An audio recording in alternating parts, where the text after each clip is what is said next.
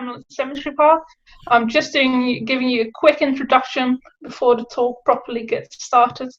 So as you know, we are doing these talks to raise funds, so thank you all for your donations, really appreciate them. Just a few things of etiquette. Please keep your microphones off for now, unless you need, if you want to ask questions at the end, you can turn your microphone on then, or you can just put them in the chat in the meantime. But yeah, please leave them off for now. There is the possibility in Zoom to make annotations on the screen. However, any annotations you make everyone can see. So please just leave the annotations button alone. Thank you. Just anything else? We are recording this, so you'll see a little red button in the top corner. If you don't want to be filmed, just turn off your video and you won't be seen. Anything else? Just a quick introduction to the speaker. Axel works for Sounding Wild. He is a wildlife sounds recorder, but I'm sure he will introduce himself a lot better. So I will hand over. Thank you very much. Good evening, everyone. I'm Axel. As Susanna said, I'm a immersive sound, wildlife sound recordist. I want to thank Susanna to invite me, and it's great just to show just make people more comfortable with birdsong, because I know it's something a bit tricky to get into, and it's a really fun thing, and I hope you're gonna enjoy it. So yeah, I'm a professional sound designer. I work mostly in virtual reality, and what I do, I like to recreate the sense of presence in a space using sound. So for example, I like to take you to the Cambodian rainforest with my sounds. I like to have lots of loudspeakers, so these black things are loudspeakers. I've got 12 here. I like to create literally spheres of sonic environments, and I have this massive passion for wildlife sound. I go anywhere in rainforests, UK, Europe, wherever, to record sounds. I carry lots of equipment with me because I think it's important to have all the different backups to get all the sounds that I want. You can see in the picture in the middle, it's me fixing one of my microphones. So if you see someone with a furry thing in the middle of the street or in the middle of the forest, that's someone that is recording sound. And on the bottom left is one of my installations where we had a massive 360 dome with a massive screen and loudspeakers, and where I was showing my humanitarian documentaries for UNICEF, and also showing some wildlife 360 videos and 360 sounds. I have this passion for wildlife in general, for conservation, and I'm part of the Wildlife Sound Recording Society, where every Wednesday we have listening sessions where we talk about wildlife sounds in general. And just 2 days ago actually, we had a creative listening session where members of the society were showcasing their work. And it's just a fun thing, and if you want to follow it, just go on Mixler. I can give you the link later. And you can listen to some, enthusiastic people about that are enthusiastic wildlife recordists that record sounds of nature. I think it's really important also this week to mention the Blackbirders Week. There is a lot of change happening now. A lot of voices have been raised, and the Blackbirders Week hashtag is there to celebrate blackbirders and nature explorers across the world during this time of change. So if you want to follow who are the people behind this hashtag, or if you want to just support the movement, follow these three people: the urban birder, the hood naturalist, and the bird girl UK on Twitter or Instagram. Cool. Tower Hamlets Cemetery Park. I think it's a lovely place. I moved to Myland back in September, and it's just a pearl in the middle of London of wildlife. When you're in the middle of the woodland and you look all around you, you're like, well, if it wasn't for the sound of the traffic, I could be anywhere in UK, and it's just beautiful. There is so much biodiversity, and it's just amazing to be there. There are at least, talking about birds, there are at least 60 species of birds in the Tower Hamlets Cemetery Park, which is pretty cool, and a lot of them now are really active. Spring is ending, summer is starting, so they're not as active sonically anymore. They're not singing anymore that much, but there is still a lot of activity happening. I wanted to start, instead of going straight into birdsong, I wanted to start talking about animal communication. Animals talk between each other like we do as humans, but we are animals. And when animals talk between each other, is to persuade others to mate with them, or to inform them about some objects in the environment. There is a communication happening. It can be elephants, can be any sort of animal really, and they communicate at different frequency ranges. So sometimes we can't hear them because they're too high, sometimes they're too low.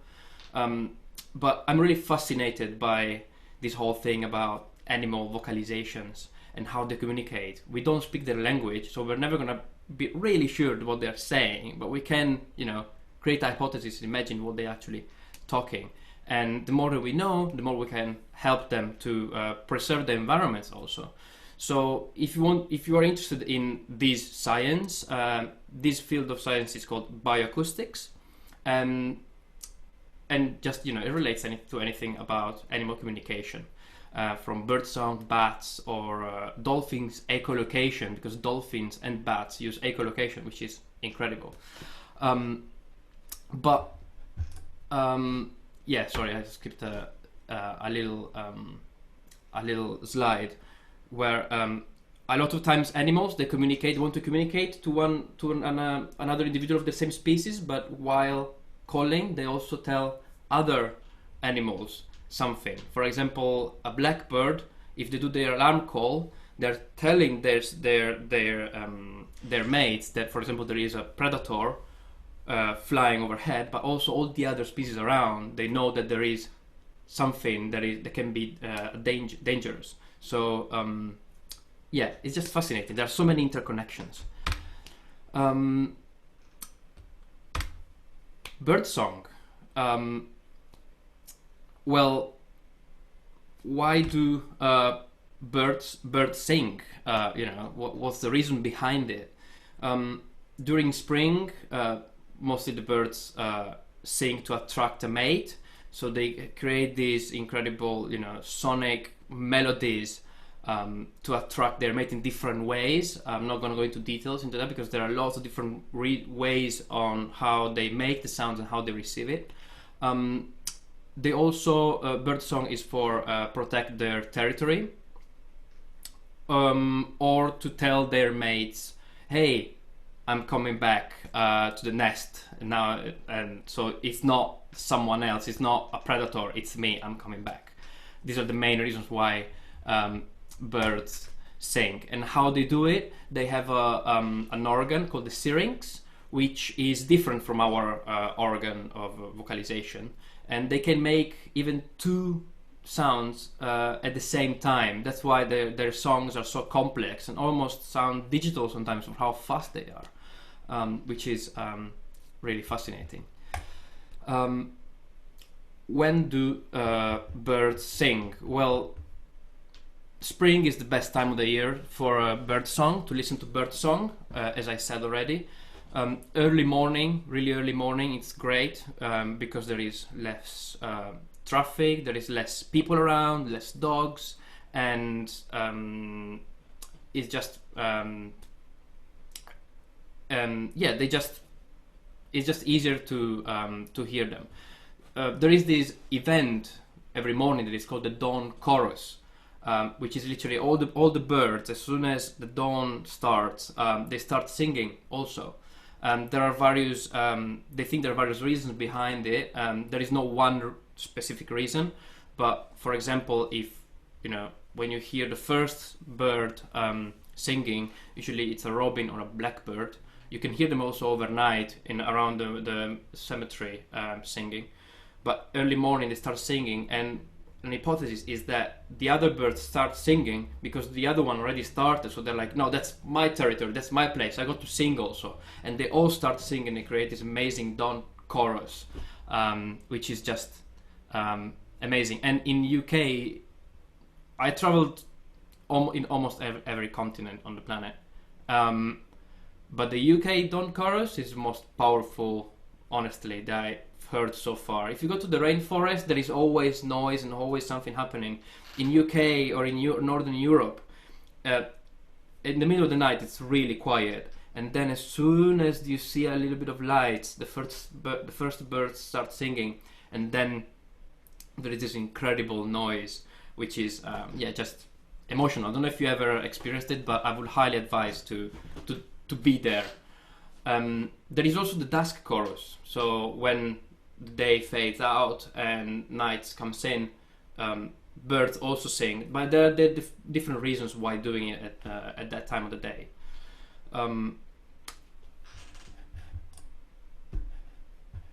So yeah, spring, dawn, and dusk.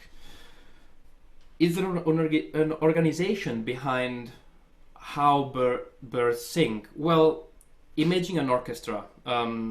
There are the violins, and there are the double basses, there are the trumpets, there are different elements in the orchestra, and they all play at different frequencies, so they don't mask each other, because if the violins and the trumpets would sound the same, they wouldn't actually, the message wouldn't go through properly well. So they have this sort of hierarchy, and the same thing happened in natural world. There is an organization, a sonic organization between birds' calls and animals' calls, animals' vocalizations. And personally, that's what I'm really interested into, because if I know how complex a habitat is and how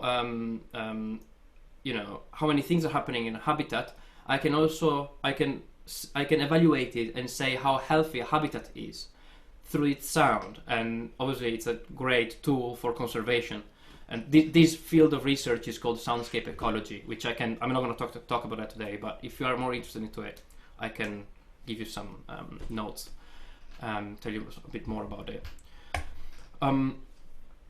Before we go into birdsong, listening practices. Listening is something that we give for granted. It's something that we got the ears, they work, okay, great. There is something more about it. I think listening is an art in itself. We got to know how to listen. We got to know how to get into the listening mode. For example, by being quiet, not talking. That's the first thing. Or don't make like abrupt movements. Just like relax. And if you walk down a path, just walk slowly. If you're in a group of people, don't shout. If you go to talk, just talk quietly. And don't make too much noise. That's the first rule. Second rule is just to relax. You're gonna be in the environment of the animals, so you got to be accepted by them, and to be accepted by them you have to show them that you're not a threat and that you're not looking for trouble or to create trouble in the environment. So just be there, relaxed, and they're gonna understand it. Well, start early. That's waking up early and going out early, it's great. No dogs, no other people around. I love dogs, but they can scare wildlife. So it's good to go early in the morning. You can, again, I'm talking about any environment now. It's not only for the Tower Hamlets Cemetery Park. You can do it from your garden, in your garden, from your window, but listening is something that you got to understand how to do it. And as soon as you get it, you enter into this meditative sort of state where your sense of hearing just gets much more acute, let's say. What to take with you when you go listen to birdsong. Binoculars are pretty useful, because if you hear a song of a bird and then you can see which bird is making the song, that having a visual reference of what sound is made, where the sound is coming from, helps. But it's not really 100% necessary. So if you don't have money to buy it, it's not I wouldn't really buy it now and I wouldn't see it as something that you really need to learn birdsong. I would advise a foldable chair or something where to sit on. It's not nice. It's not really great to sit for 2 hours on a rock, on a cold rock, or on the floor. I would advise not to use these sort of sofas. Really, they're not really. The color I think is not right, apart from the size. I would advise to take with you some hot drink, which is always good. When you are out there listening, 2 hours or sitting down, you can lose focus really easily. You just start thinking about work, start thinking about something else. Have a hot drink. You take a little break from listening. You drink it. You enjoy that moment. You put it away, and then you can really start focusing on the birds. On the birds, and dress accordingly. Even the last 2 days was quite cold, so now it's like I think 7 degrees in the morning. So you would say, oh yeah, it's fine during the day, but in the morning it's actually it's much colder than during the day. So bring gloves or bring anything. Better to have more clothes than less, trust me. So just to recap where to go. Well, in the park you can go anywhere really to listen to birds. They sing everywhere. I would advise to go to follow small paths where less people go. Where it's less disturbed by people. Sit and relax. First thing to do, I think, is to choose one bird. So take tomorrow, if you go tomorrow morning or one of the next days, for the first time you actually practice a little bit your birdsong recognition skills. Choose one bird. Don't listen, because you're gonna start listening to all the birds around and it gets confusing, frustrating, and after half an hour you're gonna be like, alright, I'm gonna go home and have a coffee, I'm done with it. Instead, focus on one bird, listen to it, learn it, understand where they are, localize it, try to see it. And for the first day, the second day you focus on another one, but you already know the other one from the day before, so you can know, like, oh yeah, that's the Wren. Okay, I got it. But now I'm focusing on the robin. Okay, that's another Wren there, but now I got the robin. So do it step by step. And I would advise to start with the Wren, which we're gonna listen to it in a second. Just because there are so many in the park, and you can't really mistake it. It's really simple. It's good to have, if you wanna use a phone. If you have a phone with you, don't use it for Instagram or WhatsApp or calls or whatever. Don't make calls when you're outside. That's not really advised. But there are various apps where you can listen to bird calls. So if you're a bit in doubt, you can check, oh, was this a robin? You check on the phone app, robin, you listen to it. Okay, yeah, that was a robin. It's helpful. It can be helpful. Don't trust it too much, but it can be helpful. It takes patience and it takes practice. So you're gonna listen to all the songbirds now. In 6 months, they're not gonna be the same song, the same bird songs. And next spring, next March, you're gonna have to restart a little bit to get used to the bird songs. But you already learned them once. So if you learn them once, it's like cycling. You're gonna get back into it really quickly. Cool. So let's meet our performers. Let's start with the Wren. A little cute, tiny bird, that big, roughly, with this tail, the back just showing off a little bit. It is loud, it's a really loud bird, and one thing you have to listen to it in its bird song is the trills. It does some which are really specific of this bird. So I'm gonna play the bird song now. So wave at me if you can't hear it.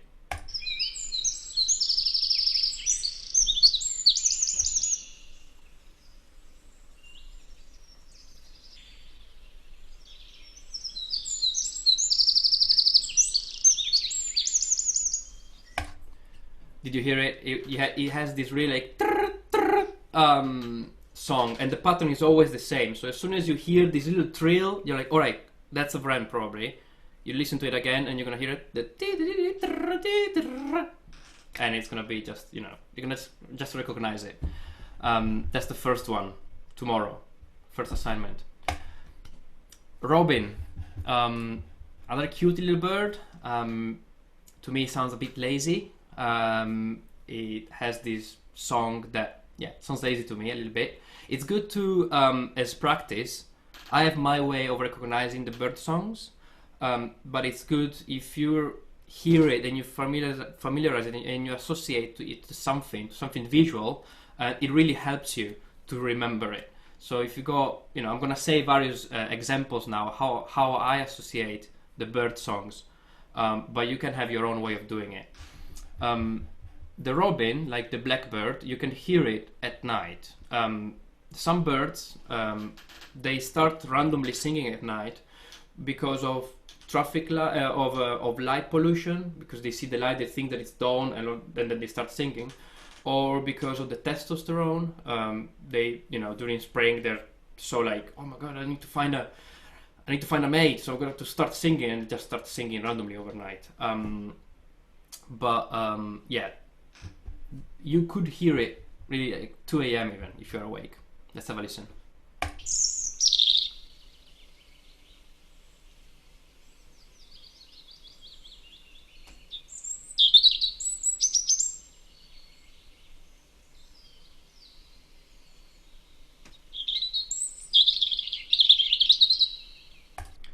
It does have this sort of like,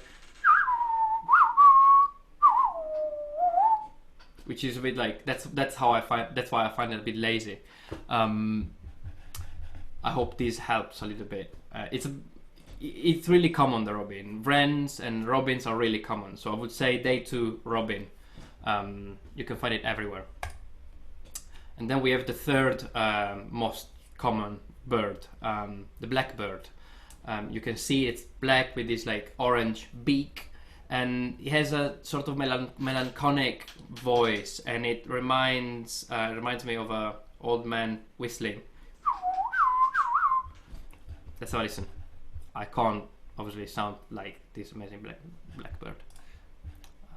Here we go.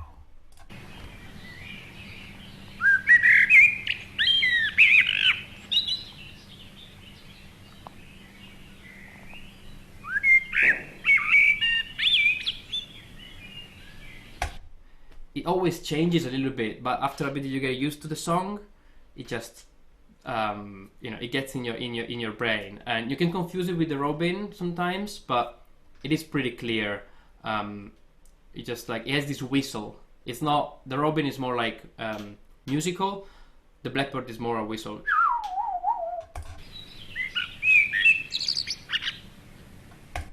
It's a beautiful song.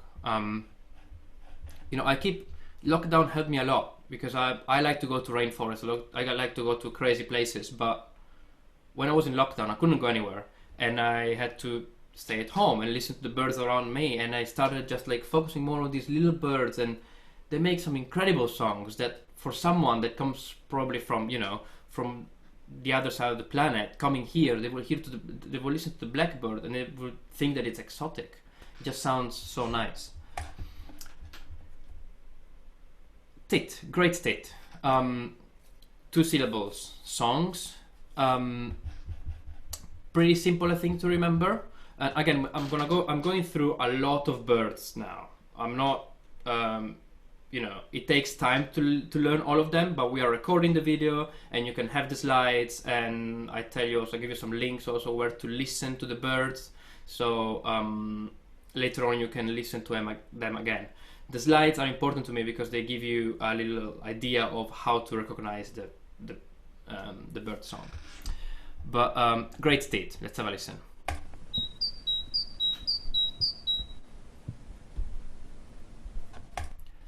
If you think that it says teacher, teacher, teacher, teacher, it kind of stays in your mind.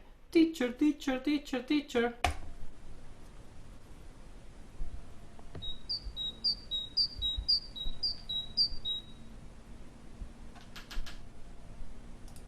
It sort of makes sense. Maybe at the beginning you're like, yeah, it doesn't really, but get used to it, and you're gonna be like, oh, that's the teacher there. Great tit. Here we go. Blue tit. I imagine having a mug with a blue tit on it, because it has a tee tee. Let's have a listen. Oh, sorry. Here we go.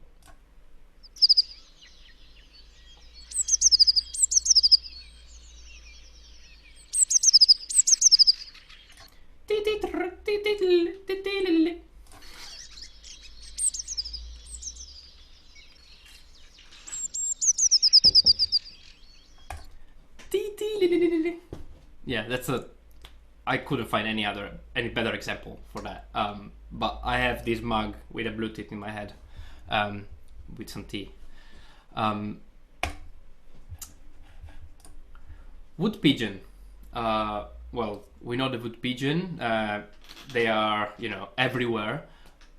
But it's good to recognize them also. And their call also said wood pigeon.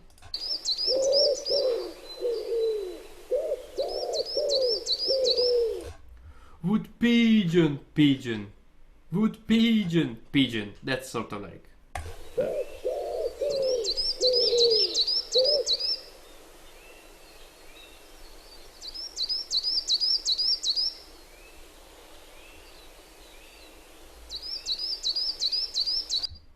Sorry. Say it again.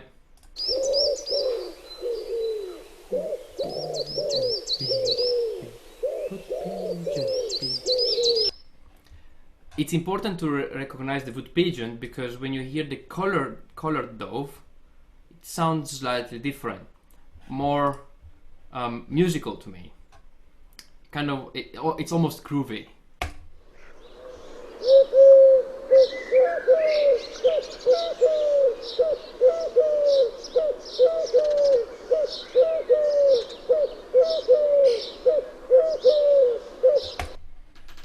It is different because this one doesn't do the wood pigeon, pigeon, wood pigeon, pigeon.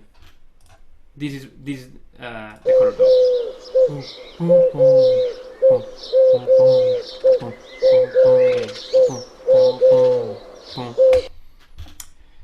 It's a bit tricky at the beginning. You're gonna get used to it. Trust me.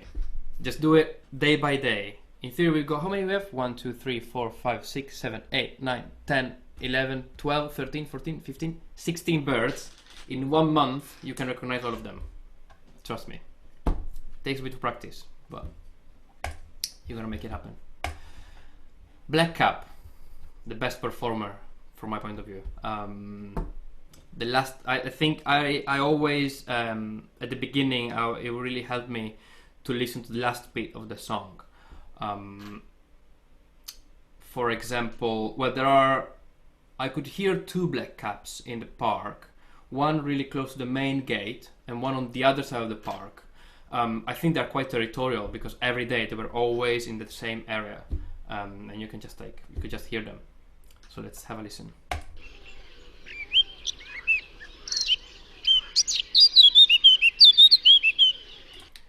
At the end it does. This last bit, that's what helps me to understand that's a blackcap. And then you keep listening to it and you're like, okay, I get into the mood and the song. You start getting it.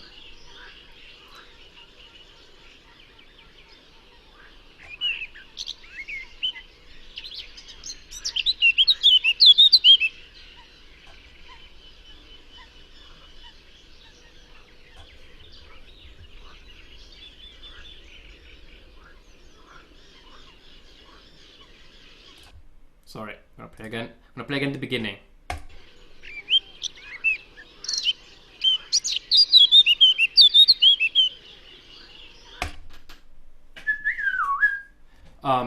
That's how I can get it, the blackcap. It's quite tricky one at the beginning, a bit more complicated, but you can get there. Starlings, the best beatboxers, electronic musicians, I think, around. They make these calls which are not really calls. They don't have a structure. I mean, yes, they do have a structure, but they change constantly. And they're great mimics.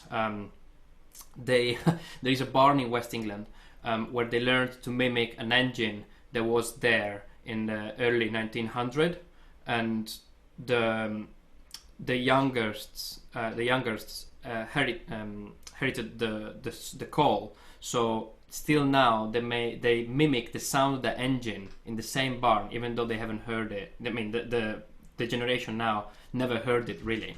So they are great mimics, and they make these really glitchy electronic sounds. Trr, trr, trr.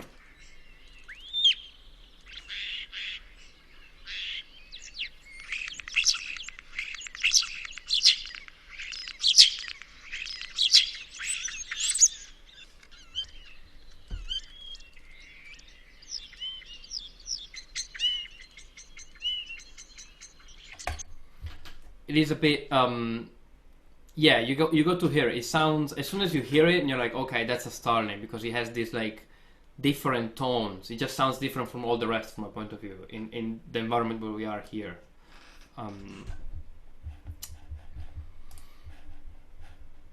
Chiff chaff.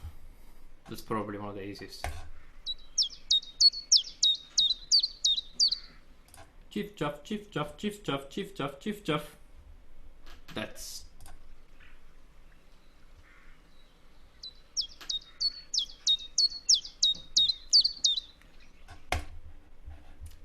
chiff chaff, chiff chaff, chiff chaff. Here we go. Chaffinch. Slightly different. Really confusing names. Sorry. I should have put it into different. You know, not one after the other. He has this song that starts in the high pitch and go down all the time. Yeah, to me at the end it just like it whistles at its mate.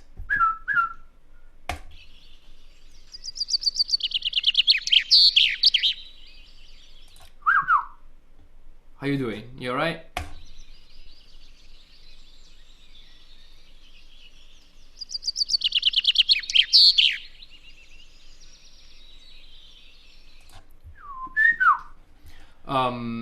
That's the chaffinch, one of the most one of the most difficult ones, personally. I think at least now to remember now. It's difficult that you're gonna remember it the next week, so leave it for later on. Great spotted woodpecker. That's an interesting one because its actual song is the drum sound. So it does make a call, which is an alarm call, but it's not the actual song to attract the mate. Its song is by picking on the wood, and there are various woodpeckers in the park. Also, if you go early enough, you can hear them. There are a couple of, you can see there are a couple of branches, and you see that they've all been like destroyed by these drumming woodpeckers.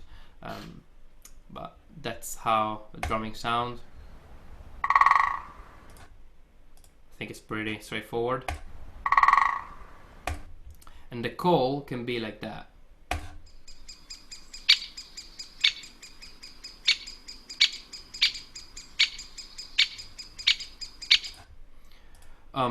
It's quite unique in itself, so you wouldn't hear any other bird doing something like that. So as soon as you hear it, and you'll be like, pum, pum, pum. Yeah, kind of like you can associate it, because also you could hear it while just after you hear the drumming, so you could associate it this way.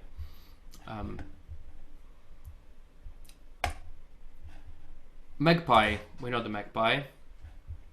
To me, yeah, it's like shouting at someone.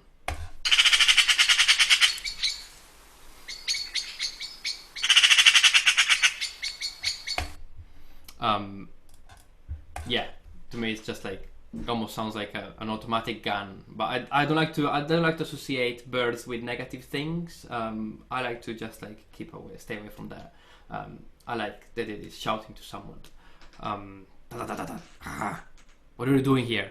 Get away of my territory, sort of thing. 3 birds to go. Carrion Crow, incredibly clever birds.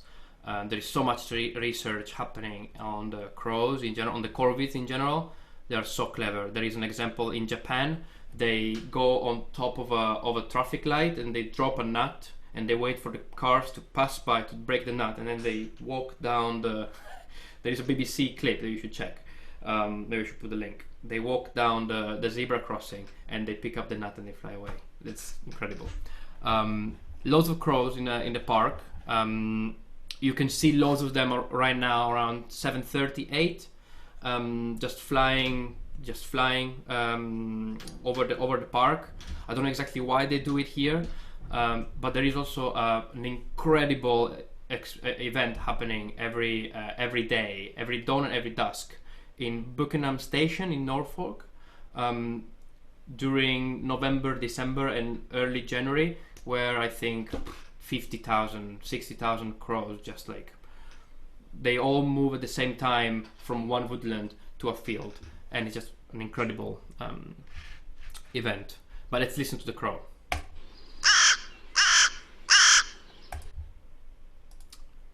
I honestly, I was thinking, how could I associate that to? But I kind of got so much used to it that I know that that's a crow. There are different types of crows, but there is a jackdaw, which is a type of corvids. There's a jackdaw, there's a crow, but that's what I hear the most in a park.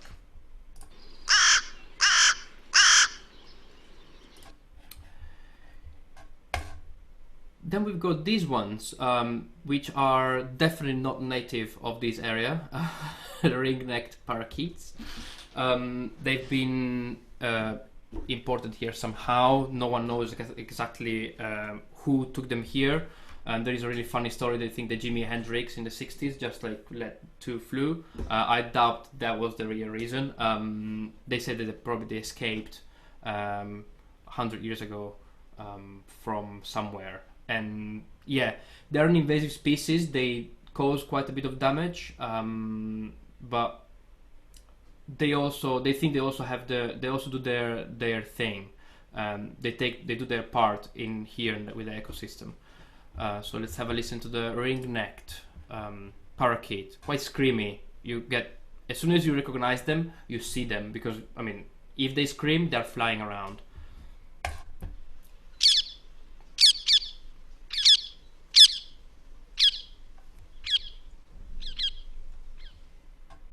Quite high pitched, but yeah, that's the park. These are the parakeets. I haven't seen that many in the park, but I do hear them quite a lot. In London in general, you hear them. And then the last one, the house sparrow, which you will say it's one of the most common birds around. You know, sparrow, everywhere see a sparrow. They are everywhere. Well, actually, the RSPB put them as red on their UK conservation status, saying that their numbers are declining a lot because of various reasons. And you know, 1 year ago I had in my garden 40 house sparrows, and I was like, oh damn, these sparrows.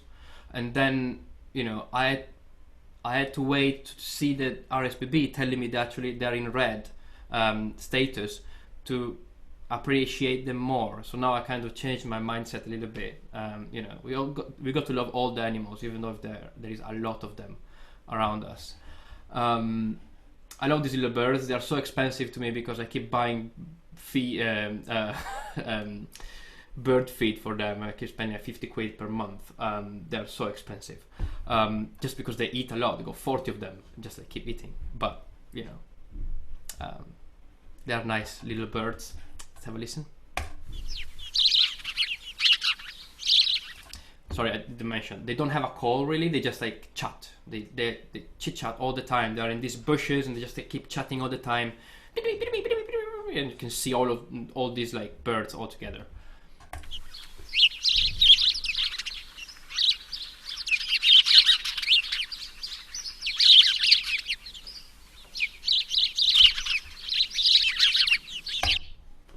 Yeah, these are the house sparrow. Usually you always find them in groups, really. They're a sociable bird. So yeah, I don't know how long it took me. I hope I didn't go over time. Maybe. Good. So conclusion: it takes time. Take it slowly. It's also meditative. Don't rush it. You know, learning birdsong. You learn birdsong. You learn how to listen. You learn how to meditate. You do 3 things at the same time, which is pretty cool. I like the idea of being accepted by wildlife. So when you go somewhere, when you go into an environment, go there and think that that's not your place. That's their place.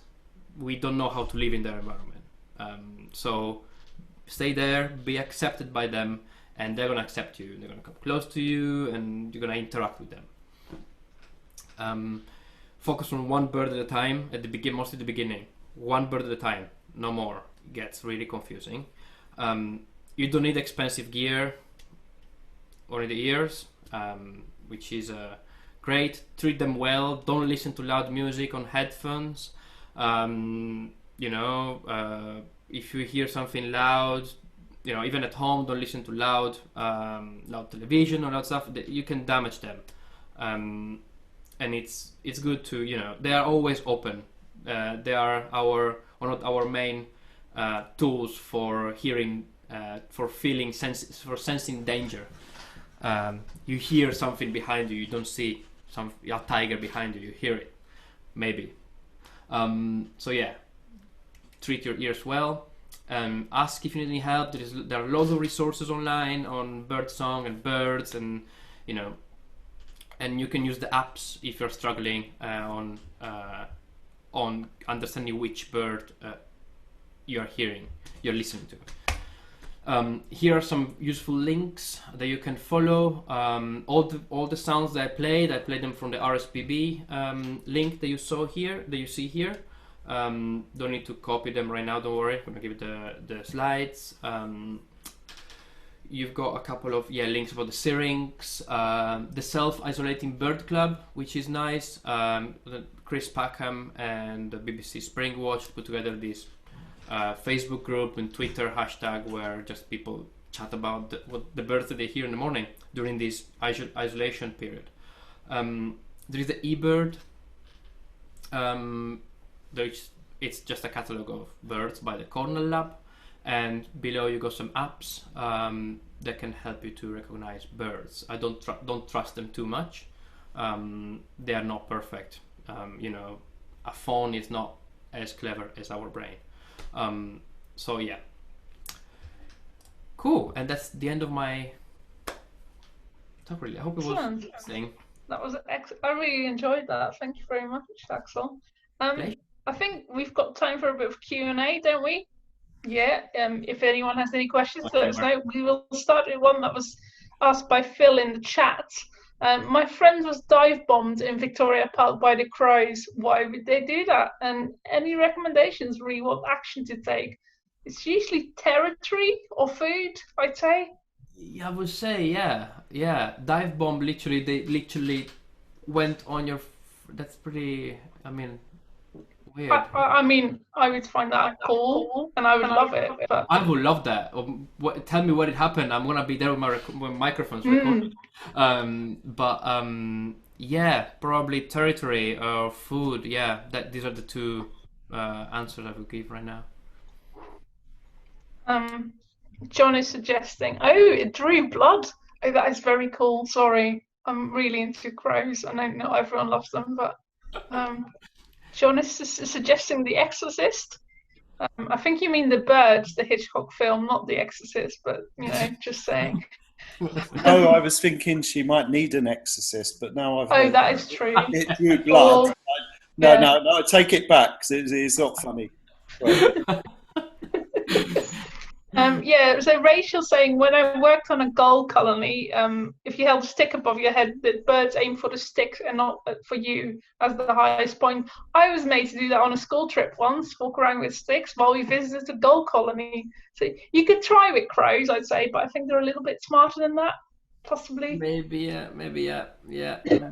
Hard for that, yeah. But if you get animals come close to you, if they sense when there is danger, they understand it, and they get habituated to non-danger. So if they just go there every day to the same place, you hold some food or something, they just they understand you. They're not gonna attack you unless you do something bad. And doing something bad it can only mean that you're walking in their territory. So you got to know what you're doing. But if you don't have any bad intentions, you're gonna be fine. People go and there is this guy Paul Nicklin, which I love. He's an amazing photographer, and he just hangs out with polar bears and wolves in the Arctic. It takes 90 days to be able to have a pack of wolves just sit around you. 90 days of staying there with the camera like that. It's just staying there. But at the end, you hang out with wolves, white wolves. So yeah, and being accepted. I think specifically for crows, I've just pasted a link. Corvette Research on Twitter. She does a lot of really cool research on crows and mostly crows. So I was maybe ask that question from her. She might have a better answer than us speculating. Anyway, Corvette Research. I will send you the link too later. Anyway, let's see. What else? Was there more questions? Right. So, what is the difference between the dusk chorus and the dawn chorus? From Kevin. Well, they happen the dawn. Well, okay, dawn chorus. Beyond the times. Yeah, beyond times. Well, there is not much research really on dusk chorus in itself. It is less powerful in a way, and there is much less activity. So it could be that you're still protecting your territory from other individuals from the same species, saying that's still my territory. Don't come here. I'm holding it for my mates. That could be one hypothesis. It depends, because also you kind of don't want to tell the predators where you're going to spend the night. So it depends on the situations, I think. But there is not much. I couldn't find a lot of research about dusk chorus that would give me a good answer. Lots of different scattered answers that, yeah. Definitely something I need to check more. I'm going to do some dusk chorus later, I think. Talking about it. All right, let's see. Caroline asks, this is a bit odd, but when I lived over near Wells Street Common, I heard a bird every morning that sounded a bit like the Can't Read My Bit of Poker Face by Lady Gaga. Can you identify it from that? Not right now. Caroline, do you want to sing that bit? Yeah, do you want to sing it? Oh no, she sent it privately to me. There might be a reason for that. You should never say correct. I wouldn't. It used to go like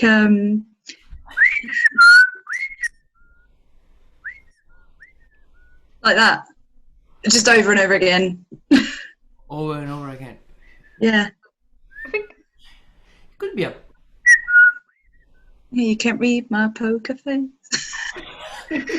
Was it really? If it was really, so if it was really like the same type of call all the time, I would start. For example, I wouldn't say that it's a robin or a blackbird, because they keep changing they don't have this fixed structure of birdsong. So let's remove these two. It could be a great stitch, maybe, that they have quite. I mean, sometimes they do some different songs. A sort of chiff chaff maybe could be also. Yeah. I never saw it, so. I mean, if you can record it, we got these smartphones now, right? They are. Yeah. You can record with them, and if you hear something, just like make sure that you got your recording app or something on the screen, just record it, and then there are lots of all these Facebook groups or Twitter, these places. They're like, people are always happy to answer questions, and you just post the video or the recording, and people can help you to identify it. All right, thank you very much. Absolutely. I'm sorry, I don't know the poker face one, but I can, as soon as we hear it, I can use it as a association. Yeah. Gary says, I used to live in Surrey, near where the parakeet started out. Well, released from film. I think that's another one of the origin myths. I think it's the African Queen was recorded, but they have existed in Richmond since the late 1800s, I think. So who knows? Anyway, so she says starlings learn to mimic them, and suddenly small, fast brown flocks would appear over a hedge. Definitely looking different from the parakeet, but just sounding just like it. I think that's, starlings, they have a lot of different things they learn, don't they? They learn, they mimic anything. I've got a friend of mine that recorded some starlings. They were singing other birds, and then he started singing different chainsaws or, different other electrical, mechanical sounds. So they literally mimic anything. There are lots of there is also research on that also. Sometimes it makes sense because they are in an environment that they learn it and just that's it. Some other times they mimic because they wanna, for example, tell the predator that they are another type of bird. But there are different scenarios really for the type of. But it's fascinating. I mean, yeah, they mimic. Incredible. There are incredible stories out there. Well, starlings mimicking. John asks, do birds from different species talk to each other much? So, if you want to Google it, it's called eavesdropping, and that's there is no direct connection. There is not direct communication between the two species, two individuals of the same species. But if two individuals of the same species communicate, another one external could understand what they are saying. Oh, that's an alarm call, so I go to escape also from here. So there is no, I don't know of direct intra-species communication. There are some examples, but still it's not proven 100% that that's the reason that's the way they communicate. Okay, cool. Yeah, someone else, another parakeet origins, etc. You can Google this all at home. Joanna says, I heard a cuckoo a couple of days ago, mid-morning in the Waterworks Nature Reserve. Unmistakable. I was there on Sunday. I missed it. Waterworks Nature Reserve, by the way, is between Hackney Marshes and the Walthamstow reservoirs up there. So yeah, that's very cool. Amazing. Migratory, I think, cuckoos. Yeah. Sorry? They migrate here, don't they, the cuckoos? Yeah, they do. They come from really long Sub-Sahara? Yeah, I think so. Yeah. Yeah, really interesting behavior also. You should check out the host thing. They are able to just nest in different. They leave their eggs in other birds' nests, and they let other birds raising their chicks. It's pretty weird. Will it? Not too uncommon in humans, but let's not go there. Bella asks, is it mainly the male birds who sing? Mainly, I would say mainly yes. There is some reply happening, but usually it's the male that sings. Yeah. Most of the times, yeah. Cool. Kate asks, at this time of year, what is the best time of day to hear the dawn chorus, i.e., how early is early? Well, 4 a.m., would you say? Yeah, well, in theory, you should be there before it starts. So before dawn. I sometimes wake up at 2:30 to get to the right spot. To be there at 4 a.m. I mean, now it's even earlier. Probably now I will be there at 4 a.m. But the dawn chorus is not as strong anymore now. Over spring, over March and April, I would go out and be there at max 4:30. Yeah, and then have 20 minutes of just chilling out, and then you can hear. I love hearing the first bird that starts singing, and you hear it, and then all the other ones start singing. It's just beautiful. But yeah, it's quite early, so I'll go to sleep early. Also, I would advise. Jim sent a lovely photo of, I think, a crow having a bath. Is it a blackbird, Jim? Oh, what is it? That's a crow having a bath. Nice. Thank you for that. Not really birdsong, but we'll take it anyway. Let's see. And I think that is the end of the questions, unless anyone else has one. Well, thank you very much, Axel, for a lovely chat and talk. So yeah, much appreciated, and thank you everyone very much for coming. If you want to come to another cemetery park online, our next one is on Tuesday, and it is Beetles with Dan, who used to do my job before I started. So fancy talking about Beetles or seeing Dan, join us on Tuesday. One more question I see. Do birds respond to other birds' alarm? I think that's what you were saying earlier, weren't you? As in infra-species communication is mostly around alarms. Yeah. It could be that they, you make an alarm call, and I could also make an alarm call eventually for my own species, or because I get scared, just because when I get scared I make an alarm call. That's the sort of reaction I could have. So yeah, it could happen. But yeah, thank you very much. It was lovely.